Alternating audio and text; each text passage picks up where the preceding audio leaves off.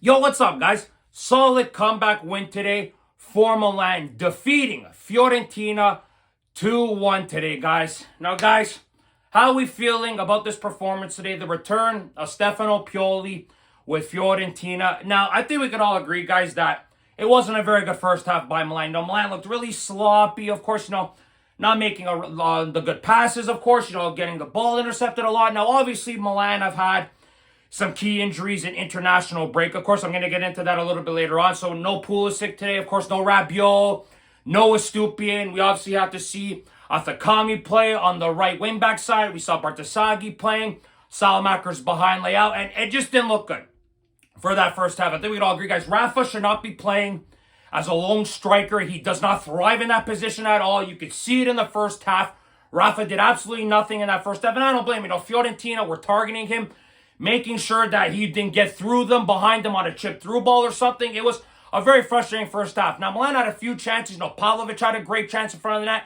Tomori had a decent chance, but Milan squandered those two chances. Fiorentina didn't really do much, I would say, in that first half. So it was a very boring first half, very flat first half. Nothing really exciting went on in that half, because I think we could all agree on that. Now, in the second half, obviously disaster strikes for Milan. Of course, Fiorentina, about 10 minutes into the first half, 10-15 minutes into the second half, Fiorentina puts in a cross and Salamakers tries to head it, but unfortunately the ball goes just over his head. Ranieri heads it into the middle of the box. Magnan tries to swipe it away.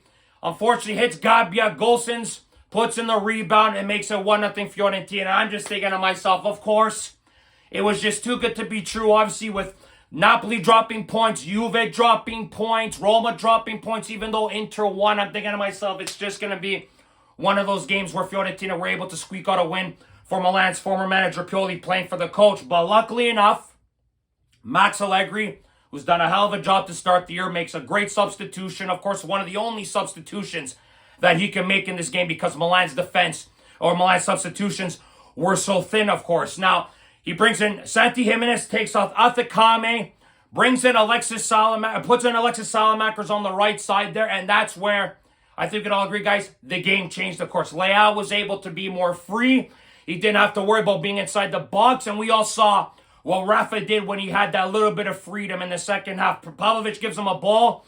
Rafa cuts to his right and puts a beautiful world-class strike, bottom right corner, just a world-class goal by Rafa Leao. That was the type of goal to get Milan back into this game. You needed a stroke of genius for Milan to tie this game up, because Fiorentina were playing very well defensively, I will say, making Milan's life difficult, frustrating them.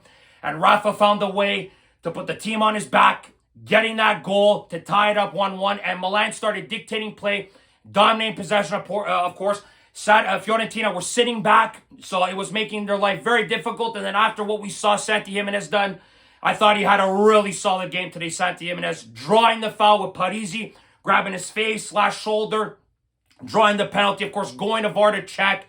Milan get the penalty, of course, and we obviously know what happened a few weeks ago against Juventus. Pulisic missed that penalty with a dreadful penalty.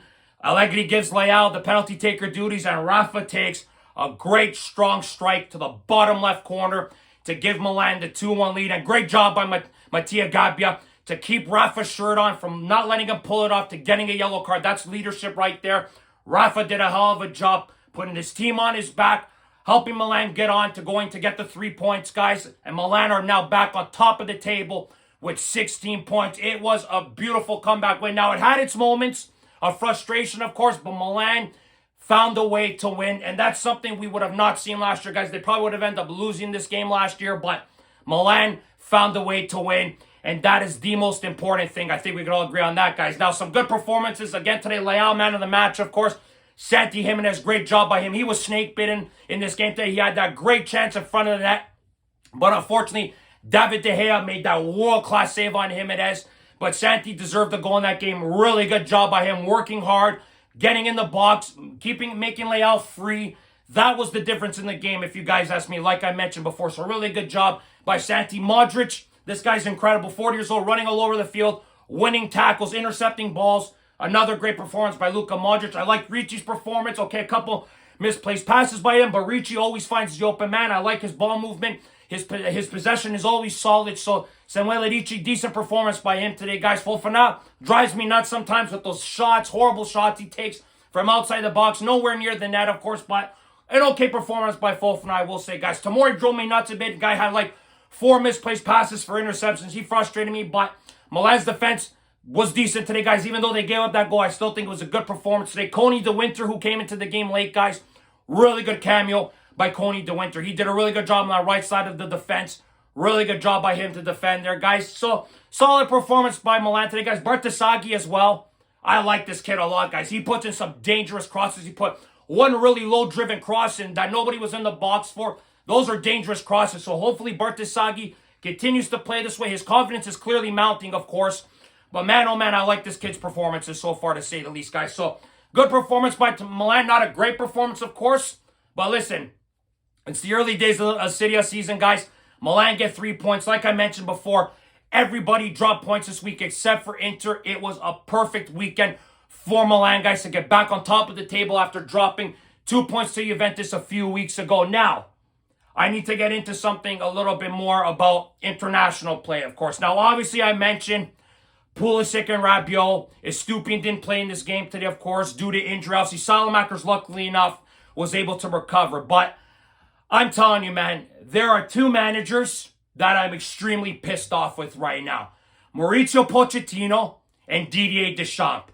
These 2 incompetent coaches. I want to swear my head off about these 2, but I'm going to keep it clean. But my God, man, these 2 managers really pissed me off this weekend, guys. First of all, Mauricio Pochettino. You are one incompetent manager, sir. Okay? The stupidity to play Christian Pulisic in 2 friendly games when America is qualified for the World Cup already. The United States of America is qualified. Listen, I am very well aware that you got to get the player integrated into the system, learn the tactics, all that nonsense. I understand. But the World Cup's in June. We're in bloody October. It was unnecessary to play Christian Pulisic in those games when he already had a bad ankle and then he hurts his hamstring. Complete incompetence by the USA manager there. He's doing it on purpose because Pulisic prioritized his offseason to be ready for Milan for the new season, and that rubbed Pochettino the wrong way. So now he's going to play him every break to stick it to Milan. And now Milan's management's not happy with how they've handled Pulisic. And I totally agree with the management. Complete incompetence and mismanagement by the USA national team, especially Mauricio Pochettino. Unacceptable to be playing your best player when he's already got a knock.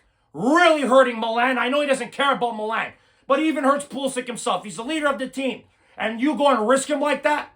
Inexcusable if you guys ask me. Now, the other bacala, Didier Deschamps, the guy that drives me nuts every time international breaks hits and Milan have French players playing for him.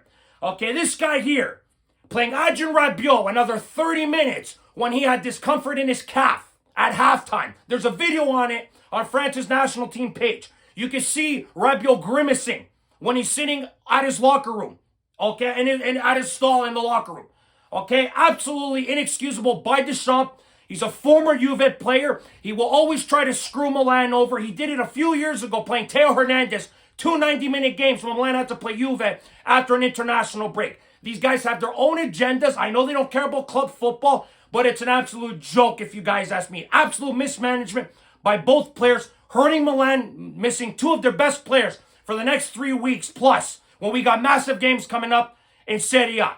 So I hope to God that Milan puts their foot down and said, you're not going next time. That's enough. But we'll see what happens, guys. I'm just really upset how that was handled with those 2 specific players. 2 of our best players in the team, guys. Missing them today really hurt, as we saw today, guys. Milan was stagnant for a lot of the game until the second half, like I mentioned. But other than that, though, guys, great performance by Milan today in the second half specifically, of course, guys. They were able to find a way to win the game, guys, with the 2 of their best players on the squad. Great job by Allegri and the team today, guys. Tell me your thoughts and opinions about this game today, guys. Click like if you like this video. Subscribe if you guys want to see more content. Forza Milan sempre, as always, guys. And remember, if you do not watch sports, you're more. Ciao, guys.